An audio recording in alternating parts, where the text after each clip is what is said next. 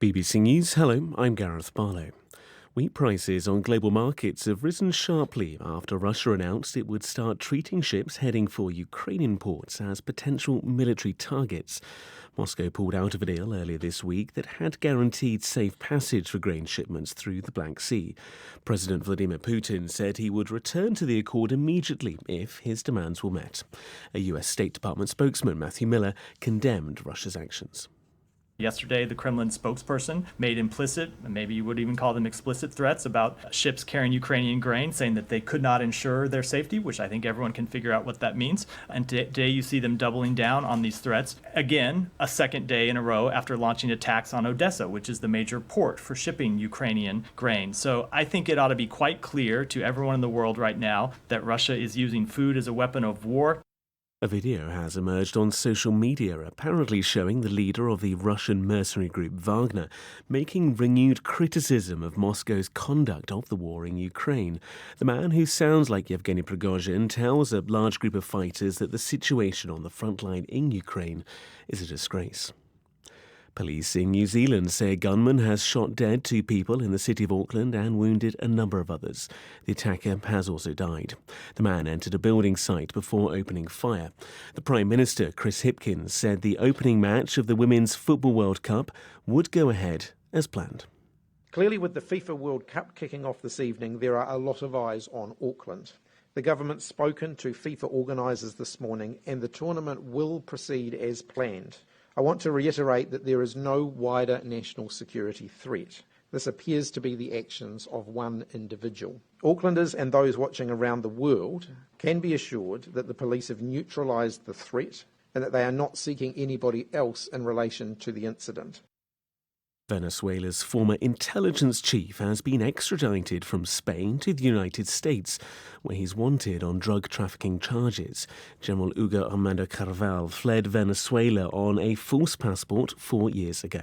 Grant Ferret has this report. General Carvajal worked for the late Venezuelan leader Hugo Chavez and his successor Nicolas Maduro. Known as the Chicken, the US suspects him of helping guerrillas of the FARC, former rebel group in Colombia, to export thousands of kilos of cocaine. The ultimate destination was alleged to be the American market. General Carvajal denies the allegations. His extradition took place only after he'd exhausted legal avenues in Spain and in the European Court of Human Rights. US prosecutors say he abused his authority to corrupt Venezuela's institutions, abuse its people, and import what they called poison into the United States. You're listening to the World News from the BBC. A bodyguard of a Congolese opposition politician who was shot dead last week in Kinshasa is being questioned by police. The former Transport Minister, Cherubin Akende, was found dead in his car. The Attorney General told a news conference that the fatal shot was fired from inside the vehicle and the weapon was found next to Mr. Akende. A suspected gas pipeline explosion in the centre of the South African city of Johannesburg has caused major disruption. The blast happened during the evening rush hour in Bree Street, one of the city's busiest roads. The BBC's Pumza Khelani is in Johannesburg. Videos shared on local social media show how sections of the road have collapsed and the tarmac has been destroyed. Municipal police spokesperson Olani Fihla said at least 20 minibus taxis were trapped in the area as a result. "We're trying to determine if any people are injured and how many," he said. There have been reports of the smell of gas in the air. Authorities fear that many people may have been caught in the explosion, which happened during peak hour traffic. The Israeli President Isaac Herzog has hailed the United States as his country's greatest friend and partner. He was speaking in an address to Congress in Washington to mark 75 years since the creation of the modern Israeli state.